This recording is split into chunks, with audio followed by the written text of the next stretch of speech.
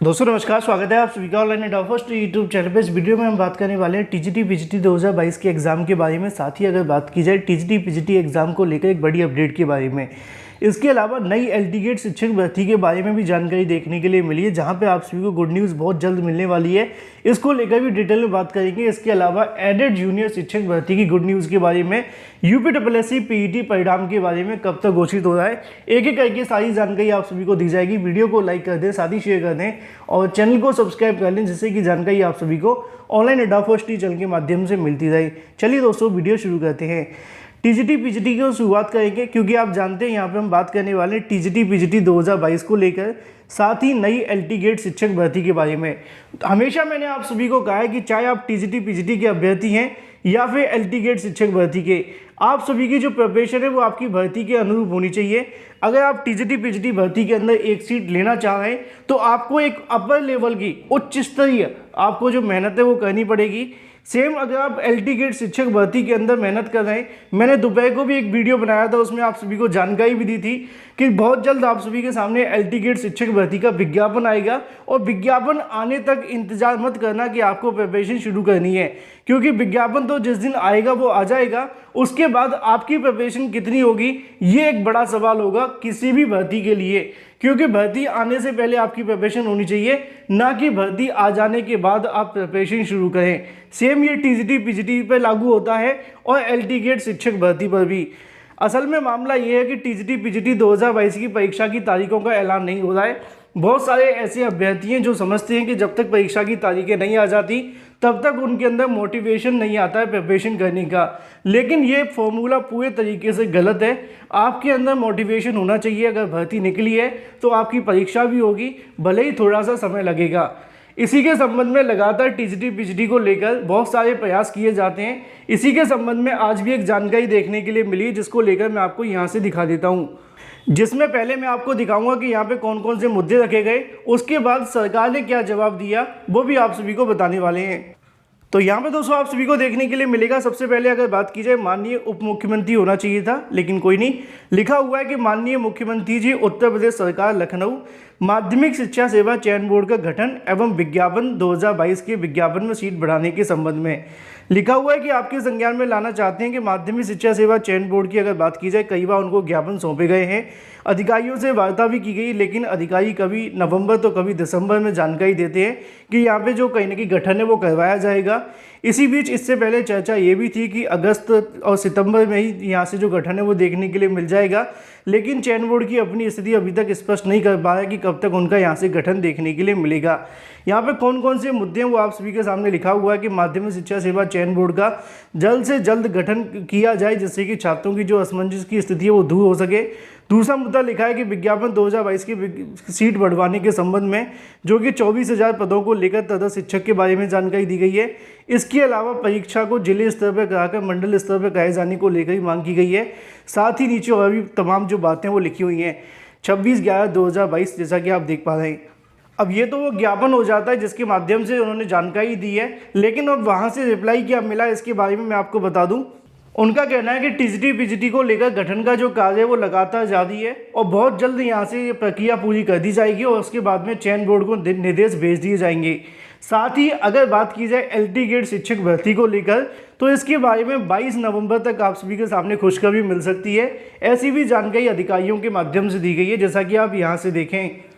जैसा कि यहाँ पे आपको देखने के लिए मिलेगा कि माध्यमिक शिक्षा सेवा चयन बोर्ड के गठन एवं एलटीजीआईसी समकक्ष योग्यता के विवाद को लेकर यहाँ पे आज प्रतियोगी प्रतिनिधि मंडल के माध्यम से मुख्यमंत्री के निजी सचिव विमल कुमार त्रिपाठी से मुलाकात करके ज्ञापन दिया गया।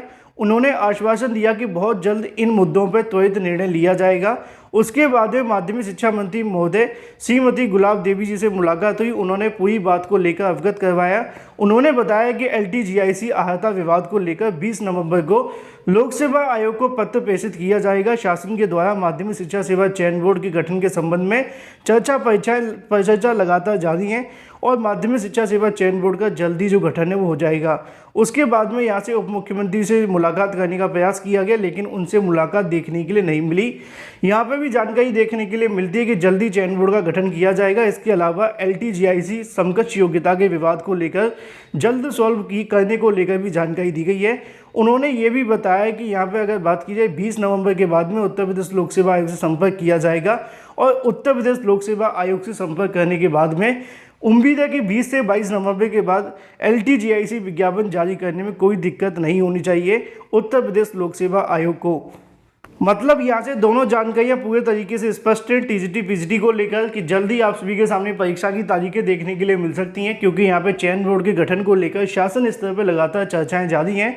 तो वहीं दूसरी तरफ नई LT गेट शिक्षक भर्ती के विज्ञापन के बारे में 22 नवंबर के बाद आप सभी को यहाँ से अच्छी खबर देखने के लिए मिल सकती है। और मैंने तो आपको पहले भी कहा है कि आप लोगों का जो फोकस होना चाहिए प्रिपरेशन पे होना चाहिए, क्योंकि अगर आपको कोई सीट दिलवा सकता है तो वो आपकी प्रिपरेशन दिलवा सकता है, क्योंकि इससे बेनिफिट आप सभी को मिलेगा, चाहे आप TGT PGT की प्रिपरेशन कर रहे हो या फिर LT गेट शिक्षक भर्ती की। बहुत जल्द आप सभी के सामने TGT PGT को लेकर परीक्षा की तारीख है और इसके अलावा LT गेट शिक्षक भर्ती का विज्ञापन आने वाला है।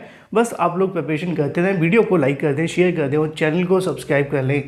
बात कर लेते हैं खुशखबरी को लेकर एडेड जूनियर शिक्षक भर्ती के बारे में।